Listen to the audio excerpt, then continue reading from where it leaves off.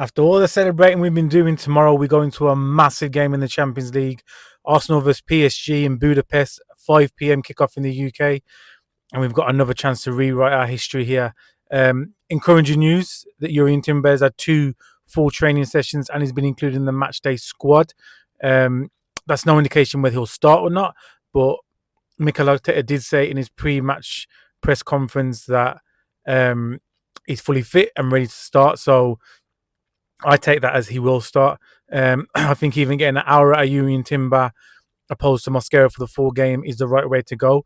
I feel like having that influence and that kind of solidity that he brings and what he can do going forward is going to help us a lot. So, yeah, seeing Timber back in that squad is a massive boost for us.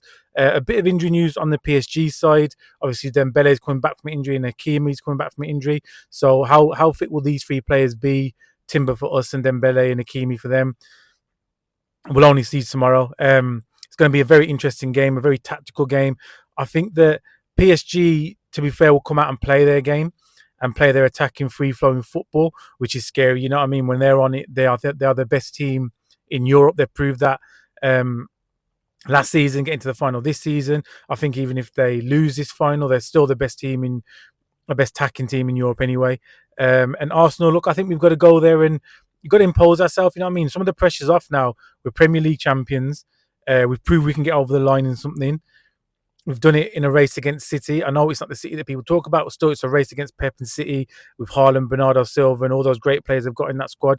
We've proved we can go toe-to-toe with teams. We've beaten Bayern Munich in the Champions League this season. We've beaten Inter Milan.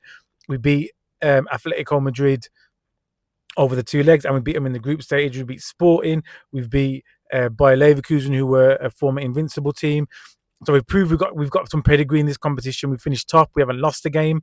So we've got to take all this confidence into this. We've got to start on the front foot. We've got to press high. We've got to cut their balls out into midfield. We've got to make sure the defence is solid in place at all time. No sloppy mistakes, no sloppy fouls, no sloppy pulling of the shirts and things like this.